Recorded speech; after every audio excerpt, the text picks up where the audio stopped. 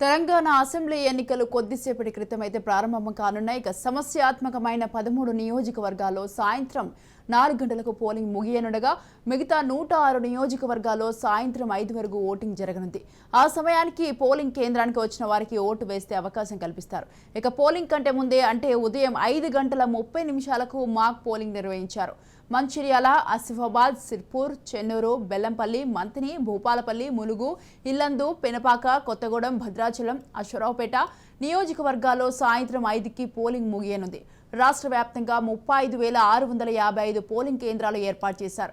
ఇక పోలింగ్ సిబ్బంది 1,85,000 మంది, 22,000 మంది మైక్రో అబ్జర్వర్లు, స్క్వాడ్, ఇతరులు మొత్తం కలిపి 2 లక్షలకు పైగా పోలింగ్ విధుల్లో ఉండనున్నారు.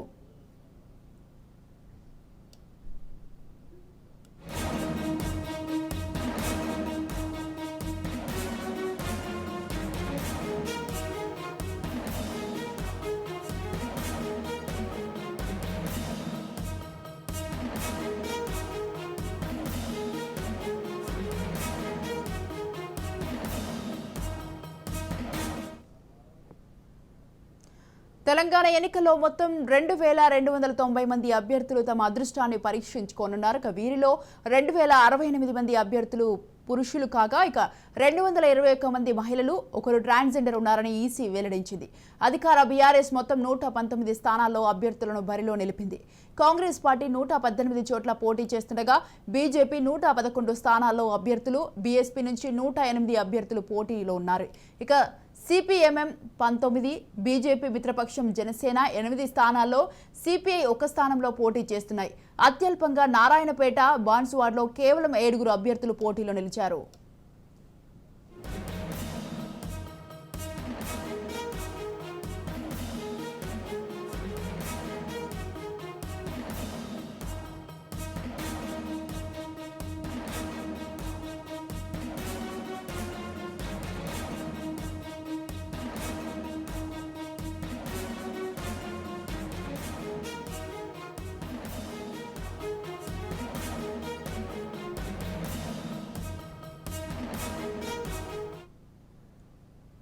రైట్, ఈ విషయంపై పూర్తి సమాచారాన్ని మా ప్రతినిధి నల్గొండ రిపోర్టర్ ఫోన్ లైన్లో ఉన్నారు. చెప్పండి, అక్కడ నల్గొండలో ఏ విధమైనటువంటి ఏర్పాట్లు చేస్తున్నాయి పోలింగ్ కి సంబంధించి? Good morning Swathi.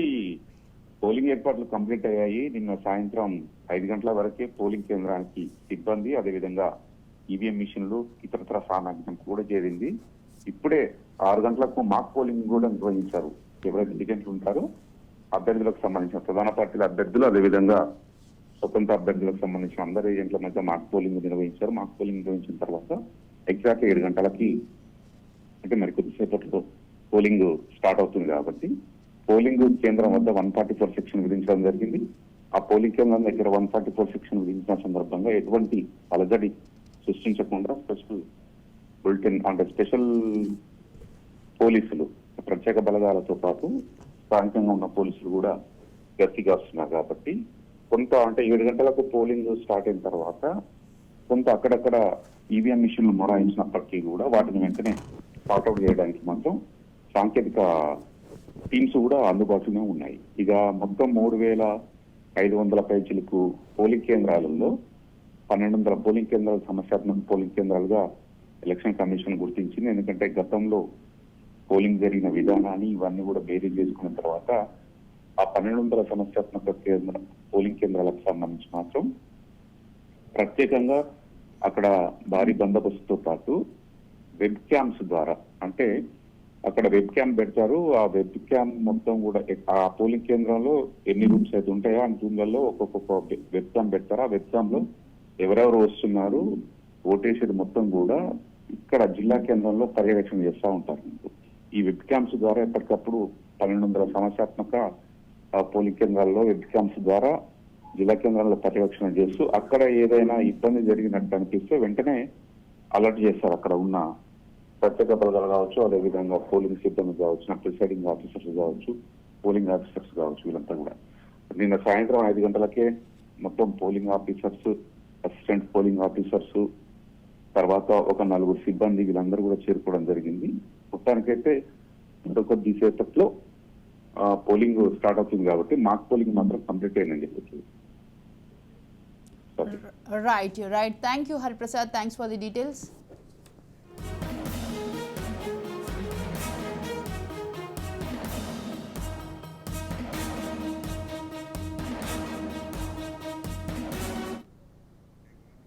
ఇక తెలంగాణలో మొత్తం 3.26 కోట్ల మంది ఓటర్లు ఉన్నారు. ఇక వీరిలో 1,63,1,17,17,5 మంది మహిళా ఓటర్లు ఉండగా ఇక 1,62,98,418 మంది పురుషులు ఉన్నారు.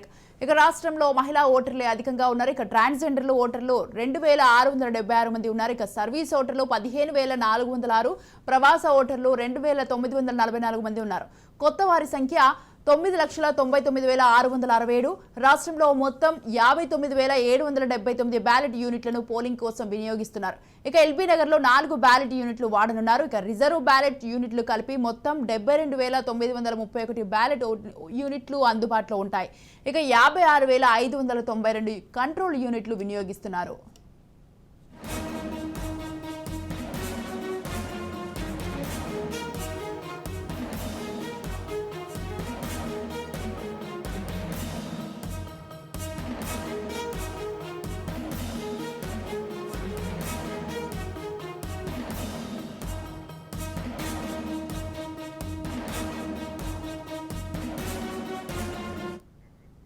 పోలింగ్ రోజు ఎప్పటికప్పుడు పోలింగ్ రోజున రిపోర్ట్ కోసం జీహెచ్ఎంసీ ప్రధాన కార్యాలయంలో కంట్రోల్ రూమ్ ఏర్పాటు చేశారు. సెక్టోరియల్ అధికారులు ఎప్పటికప్పుడు పోలింగ్ కేంద్రాల నుండి మాక్ పోలింగ్ శాతం వివరాలు, క్యూ లైన్ వివరాల గురించి సెక్టోరల్ ఆఫీసర్ పీఓ నుండి సేకరించిన సమాచారాన్ని పంపిస్తారు. ఇక సెక్టోరల్ ఆఫీసర్ సకాలంలో పంపించిన పక్షంలో సంబంధిత సెక్టార్ ఆఫీసర్కు ఫోన్ చేసి సమాచారాన్ని సేకరిస్తారు. దీనికోసం 150 విద్యార్థులతో సమాచారం సేకరించేందుకు శిక్షణ కల్పించారు. వీరు ఉదయం 5 గంటల నుండి విధుల్లో పాల్గొంటారు. ఇక విద్యార్థులకు ఒక్కొక్క విద్యార్థికి 3 నుండి 4 సెక్టార్లు కేటాయించి సమాచారాన్ని సేకరించేందుకు కృషి చేస్తారు. వీరికి ఐటీ సెక్షన్లో పనిచేసే అధికారులు పర్యవేక్షణ సూచనలు ఇస్తారు.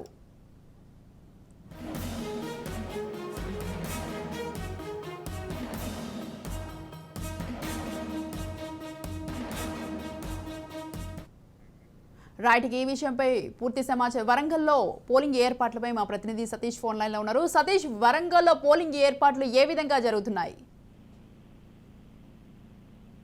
తెలంగాణ అసెంబ్లీ ఎన్నికలు ఈ రోజు అయితే జరుగుతున్న పరిస్థితుల్లో మొత్తం ఎన్నికల ఎలక్షన్ కమిషన్ కూడా అన్ని ఏర్పాట్లు అయితే చేసింది. ఇప్పటికే జిల్లా వ్యాప్తంగా ఇప్పుడు ఖమ్మం జిల్లాకు చూసుకుంటే ఖమ్మం జిల్లా వ్యాప్తంగా దాదాపుగా 1,456 పోలింగ్ కేంద్రాలను అయితే ఏర్పాటు చేశారు. ఈ పోలింగ్ కేంద్రాల్లో మరో 15 నిమిషాల్లో మాత్రం పోలింగ్ అయితే జరగనున్నది. ఈ నేపథ్యంలో ఇప్పటికే ఏదైతే మాక్ పోలింగ్ ను కూడా నిర్వహిస్తున్న పరిస్థితి కనిపిస్తుంది. మొత్తంగా చూసుకుంటే ఇప్పటికే ఏదైతే జిల్లా వ్యాప్తంగా దాదాపుగా ఈ అంటే 1,456 పోలింగ్ కేంద్రాల్లో దాదాపుగా 390 పోలింగ్ కేంద్రాలు అతి సమస్యాత్మకంగా పోలింగ్ కేంద్రాలకు కూడా ఏర్పాటు చేశారు. ఈ పోలింగ్ కేంద్రాల్లో ప్రత్యేకంగా కేంద్ర రాష్ట్ర బలగాలను కూడా ప్రత్యేకంగా మోహరించిన పరిస్థితి కనిపిస్తుంది. ఎక్కడ కూడా ఎటువంటి అవాంఛనీయ ఘటనలు చోటు చేసుకోకుండా ప్రత్యేకంగా నిఘానైతే ఏర్పాటు చేశారు. ఇప్పటికే పోలింగ్ సిబ్బంది కూడా ప్రత్యేకంగా అంటే మహిళల కోసం అదేవిధంగా వృద్ధుల కోసం ప్రత్యేకంగా కూడా ఏర్పాటు చేసిన పరిస్థితి కనిపిస్తుంది. ఇప్పటికే వృద్ధుల కోసం ప్రత్యేకంగా వీల్ చైర్లు అదేవిధంగా ఇక్కడ ఫస్ట్ ఎయిడ్ సెంటర్ ను కూడా ఏర్పాటు చేసిన పరిస్థితి కనిపిస్తుంది. అంటే ప్రత్యేకంగా అంటే వాళ్ళందరినీ కూడా ప్రత్యేకంగా ఆకర్షించడం కోసం జిల్లా వ్యాప్తంగా దాదాపుగా ప్రతి నియోజకవర్గ కేంద్రాల్లో దాదాపు 3 కేంద్రాలను ఆదర్శ పోలింగ్ కేంద్రాల్లో అదేవిధంగా మహిళల కోసం ప్రత్యేకంగా పోలింగ్ కేంద్రాలను అదేవిధంగా పీడబ్ల్యూడి ఏదైతే ఫిజికల్లీ హ్యాండిక్యాప్డ్ వాళ్ళకు కూడా ప్రత్యేకంగా పోలింగ్ కేంద్రాలను ఏర్పాటు చేశారు. ఇక్కడ జిల్లా కేంద్రాల్లో అయితే మాత్రం యూత్ ను ఆకర్షించడం కోసం యూత్ పోలింగ్ కేంద్రాలను కూడా ఏర్పాటు చేసిన పరిస్థితి కనిపిస్తుంది. వీరందరూ ఇక్కడ కూడా ప్రత్యేకంగా అంటే యువతను ప్రత్యేకంగా ఆకర్షించడం కోసం ఈ పోలింగ్ కేంద్రాలను ఏర్పాటు చేశారు. జిల్లా వ్యాప్తంగా ఉన్నటువంటి ఆదర్శ పోలింగ్ కేంద్రాల్లో ప్రత్యేకంగా ఓటర్లను రప్పించుకునేందుకైతే ఇప్పటికే అధికారులు మాత్రం ప్రత్యేకంగా తోరణాలు అదేవిధంగా అంటే అక్కడ శామ్యానాలు ఏర్పాటు చేసి ఒక పెళ్లి సందడిని కలిగించే విధంగా కూడా ఆకర్షిస్తున్న పరిస్థితి కనిపిస్తుంది. ఇప్పటికే జిల్లా వ్యాప్తంగా ఉన్నటువంటి దాదాపు 12,67,976 మంది పోలింగ్ అయితే అంటే ఓటర్లు అయితే పోలింగ్ లో పాల్గొనే అవకాశం ఉంది. దాదాపుగా అంటే ఖమ్మం జిల్లా వ్యాప్తంగా దాదాపుగా 5,66,933 మంది పురుష అభ్యర్థులు అదే పురుష ఓటర్లు అదేవిధంగా 6,67,966 మంది మాత్రం మహిళా ఓటర్లు అయితే ఈ ఓటింగ్ అయితే ఈ రోజు పాల్గొనే అవకాశం ఉంది. అదేవిధంగా జిల్లా వ్యాప్తంగా 154 మంది ఎన్ఆర్ఐలు, అదేవిధంగా 698 మంది దివ్యాంగులు అంటే ప్రత్యేకంగా ఉన్నటువంటి అంటే ఓటర్లు కూడా ఉన్న పరిస్థితి కనిపిస్తుంది. జిల్లా వ్యాప్తంగా ఉన్నటువంటి పోలింగ్ కేంద్రాలు మరికొద్ది సేపట్లోనే జరుగుతుంది. ఇప్పటికే ఏదైతే ఏజెంట్ల సమక్షంలో కూడా ప్రత్యేకంగా ఈవీఎం ప్యాడ్లనైతే ఓపెన్ చేసిన పరిస్థితి కనిపిస్తుంది. వారందరి సమక్షంలోనే ప్రత్యేకంగా మాక్ పోలింగ్ కూడా నిర్వహిస్తున్న పరిస్థితి కనిపిస్తుంది. ఇప్పటికే మాక్ పోలింగ్ పూర్తి అయిపోయింది. ఈ నేపథ్యంలో ఇప్పటికే మరికొన్ని నిమిషాల్లో కూడా పోలింగ్ అయితే ప్రధానంగా ప్రారంభమయ్యే అవకాశం ఉంది. ఇక్కడికి ఏదైతే అంటే అన్ని పార్టీలకు సంబంధించిన వాళ్ళు ఇప్పటికే ఏజెంట్లకు కూడా చేరుకున్న పరిస్థితి కనిపిస్తుంది. వారందరినీ కూడా ప్రత్యేకంగా ఇక్కడిని లోననే ఉంచేటట్టు వారందరికి కూడా ప్రత్యేకంగా అంటే షిఫ్ట్ వైజ్ గా ఇద్దరిని పోలింగ్ కేంద్రాల్లో ఉంచి ఇద్దరు బయటకు ఉంటారు. అయితే ఈ ఇద్దరు కూడా ప్రత్యేకంగా అంటే పోలింగ్ లిస్ట్ పట్టుకొని అక్కడ ఉన్నటువంటి తమ ఓటర్లు పడుతున్నాయో లేదా తెలుసుకోవడం కోసం ఈ ఓటర్ అంటే ఏజెంట్లు కూడా ఉండే పరిస్థితి కనిపిస్తుంది. ఇప్పటికే పోలింగ్ కేంద్రాల వద్ద అదేవిధంగా వీటన్నిటిని మానిటరింగ్ చేయడం కోసం సెక్టోరల్ అధికారులు, అదేవిధంగా రిటర్నింగ్ ఆఫీసర్లు ప్రత్యేకంగా నిఘా అంటే రూట్ బృందాలు కూడా ప్రత్యేకంగా తనిఖీ చేస్తున్న పరిస్థితి కనిపిస్తుంది. ఇక ఫ్లయింగ్ స్క్వాడ్లు కూడా ప్రత్యేకంగా జిల్లా వ్యాప్తంగా ఉన్నటువంటి అన్ని నియోజకవర్గాల్లో కూడా ప్రత్యేకంగా ఫ్లయింగ్ స్క్వాడ్స్ కూడా పర్యవేక్షిస్తున్నాయి. ఇప్పటికే ఇది పోలీస్ బందోబస్తుకు సంబంధించి పోలీస్ బందోబస్తు పోలీస్ కేంద్రాల వద్ద 104 సెక్షన్ కూడా ప్రారంభించిన పరిస్థితి జిల్లాలో కనిపిస్తుంది. Right, thank you Satish, thanks for the details.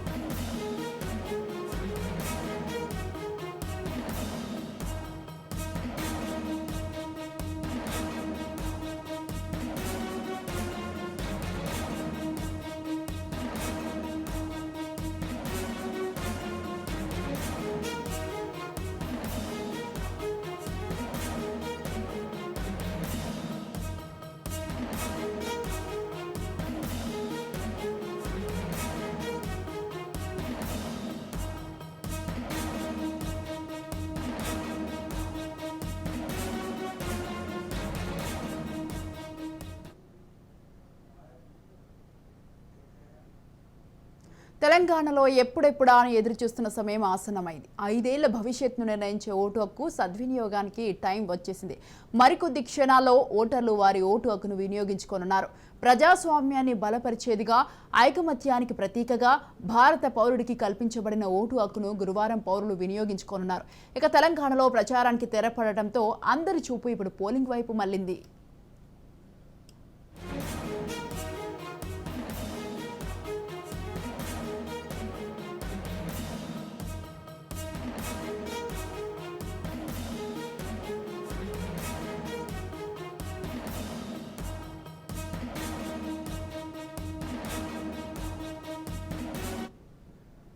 తెలంగాణలో మొత్తం 3,26,2,799 మంది ఓటర్లు ఉన్నారు. అందులో పురుషులు 1,62,98,418 ఓట్లు, మహిళలు 1,63,17,505 ఓట్లు ఉన్నాయి.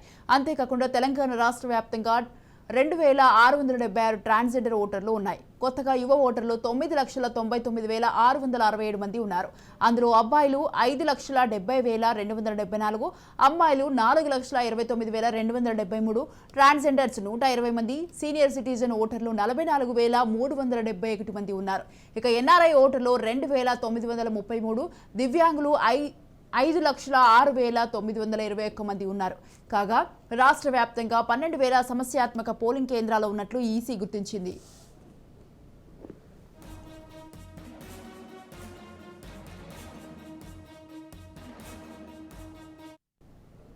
రైట్, ఈ విషయంపై పూర్తి సమాచారాన్ని మంచిర్యాల నుంచి పూర్తి సమాచారాన్ని అందించడానికి మా ప్రతినిధి అరుణ్ ఫోన్ లైన్ లో ఉన్నారు. అరుణ్, మంచిర్యాలలో మరికొద్ది సేపట్లో అయితే పోలింగ్ జరగనుంది. ఆ పోలింగ్ కి సంబంధించి అక్కడ ఏ విధమైనటువంటి ఏర్పాట్లు చేశారు?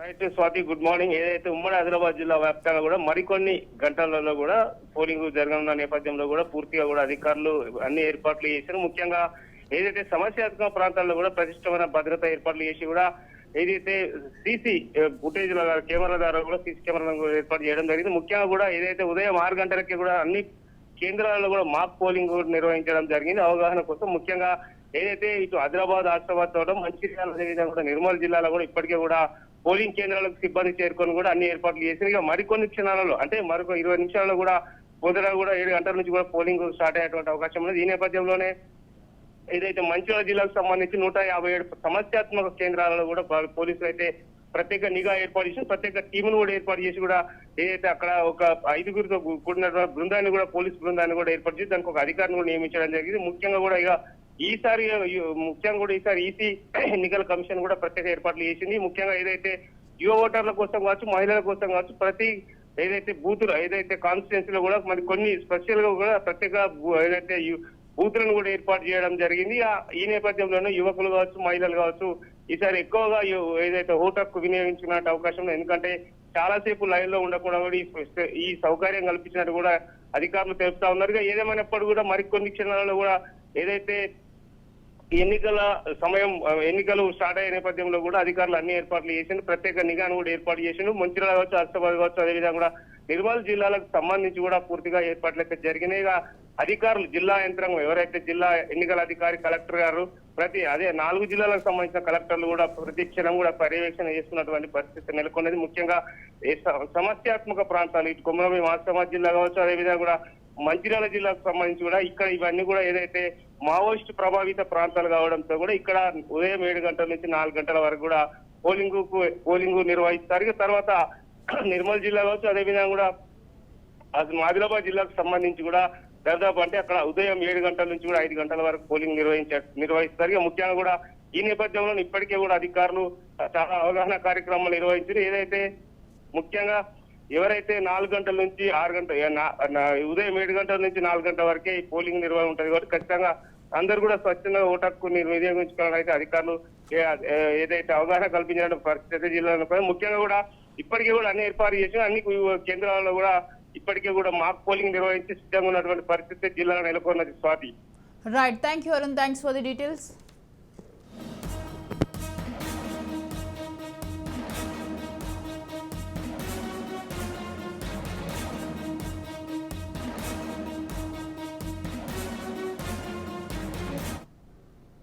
ఇక గురువారం ఉదయం 7 గంటల నుంచి పోలింగ్ ప్రారంభం కానుంది. ఇక సాయంత్రం 5 గంటల వరకు ఈ పోలింగ్ కొనసాగనుంది. ఇక మావోయిస్ట్ ప్రభావిత ప్రాంతాల్లో కొంత ముందుగానే పోలింగ్ క్లోజ్ చేయనున్నారు.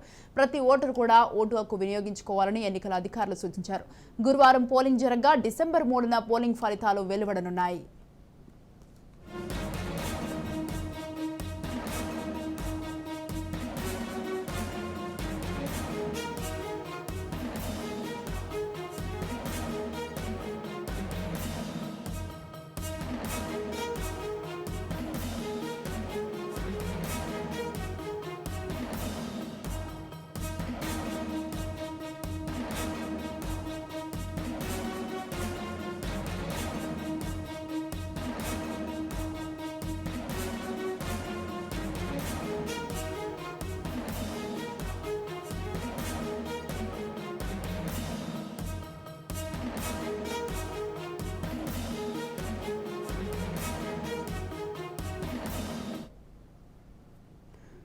రైట్, ఇక తెలంగాణ అసెంబ్లీ ఎన్నికలు మరికొద్దిసేపట్లో అయితే ఇక ప్రారంభం కానున్నాయి. ఇక సమస్యాత్మకమైన 13 నియోజకవర్గాల్లో అయితే సాయంత్రం 4 గంటలకు పోలింగ్ ముగియనుండగా మిగతా 106 నియోజకవర్గాల్లో సాయంత్రం 5 గంటల వరకు ఓటింగ్ జరగనుంది. ఆ సమయానికి పోలింగ్ కేంద్రానికి వచ్చిన వారికి ఓటు వేస్తే అవకాశం కల్పిస్తారు. పోలింగ్ కంటే ముందే అంటే ఉదయం 5:30 నిమిషాలకు మాక్ పోలింగ్ నిర్వహించారు. ఇక మంచిర్యాల, ఆసిఫాబాద్, సిర్పూర్, చెన్నూరు, బెల్లంపల్లి, మంతని, భూపాలపల్లి, ములుగు, ఇల్లందు, పినపాక, కొత్తగూడెం, భద్రాచలం, అశ్వరావుపేట నియోజకవర్గాల్లో సాయంత్రం 5కి పోలింగ్ ముగియనుంది. రాష్ట్ర వ్యాప్తంగా 35,655 పోలింగ్ కేంద్రాలు ఏర్పాటు చేశారు. పోలింగ్ సిబ్బంది 1,85,000 మంది, 22,000 మంది మైక్రో అబ్జర్వర్లు, స్క్వాడ్స్, ఇతరులు మొత్తం కలిపి 2 లక్షల పైగా పోలింగ్ విధుల్లో ఉండనున్నారు. రైట్, ఇక భద్రాచలం నుంచి మరింత సమాచారం అందించడానికి మా ప్రతినిధి నవీన్ ఫోన్ లైన్లో ఉన్నారు. నవీన్, భద్రాచలంలో మరికొద్ది సేపట్లో అయితే పోలింగ్ స్టార్ట్ కాబోతున్నది. ఇక ఈ పోలింగ్ సంబంధించి అక్కడ ఏ విధమైనటువంటి ఏర్పాట్లు చేశారు?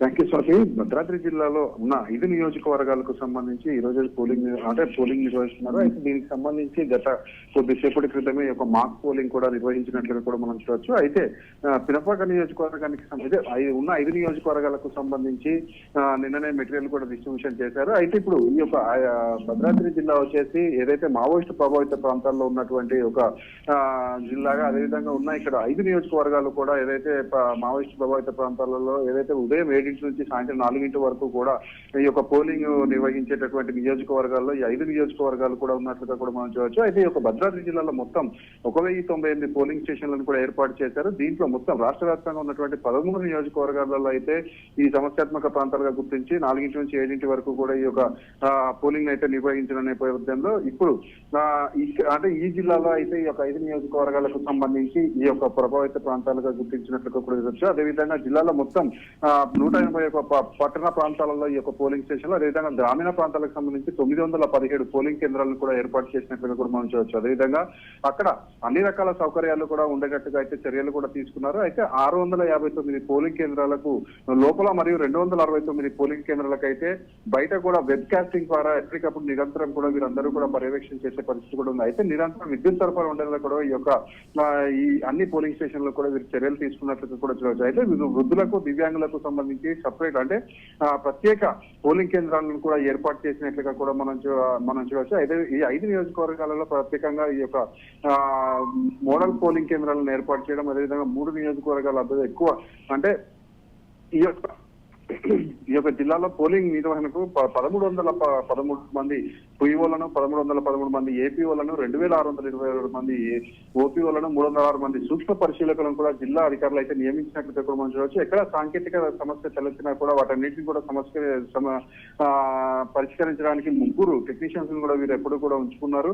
మొత్తం 16 ఫ్లయింగ్ స్క్వాడ్లను, 15 స్టాటిక్ సర్వేలెన్స్ లను, 21 మంది అంటే మొత్తం సిబ్బందిని అయితే వీరు పర్ఫెక్ట్ గా కూడా చూసుకున్నట్టుగా కూడా చూడవచ్చు. అయితే ఇక్కడ జిల్లాలో మొత్తం 5421 మంది, వేరే జిల్లాల నుంచి 2586 మంది ఉద్యోగులను కూడా ఈ యొక్క విధులకైతే వీళ్ళు ఉపయోగిస్తున్నట్లుగా కూడా మనం అంటే వీరు వెల్లడించినట్టుగా కూడా చూడవచ్చు. అయితే ఎన్నికల ప్రక్రియ సజావుగా సాగేందుకు 24 గంటలు పనిచేసేలాగా 14 చెక్ పోస్టులను కూడా వీరు ఏర్పాటు చేశారు. అయితే జిల్లా సరిహద్దులతో పాటు అంతర్రాష్ట్ర సరిహద్దుల్లో పటిష్ట బందోబస్తు కూడా ఏర్పాటు చేసినట్టుగా వీరు చెప్పిన పరిస్థితి కూడా ఉంది. అయితే మావోయిస్టు ప్రభావిత ప్రాంతాలుగా ఉన్నటువంటి సమస్యాత్మక ప్రాంతాలుగా గుర్తించినటువంటి కొన్ని కేంద్రాల వద్ద అయితే భారీగా భద్రత కూడా మోహరించినట్లుగా కూడా చూడవచ్చు. ఇటు భద్రాచలం నియోజకవర్గానికి, అదేవిధంగా పినపాక నియోజకవర్గానికి సంబంధించి అక్కడ ఈ 2 నియోజకవర్గాలలో కూడా ఉన్నటువంటి ఇప్పుడు చెర్ల, దుమ్ముగూడము,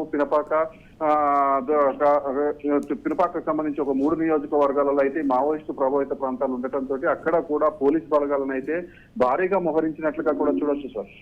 right, thank you Naveen, thanks for the details.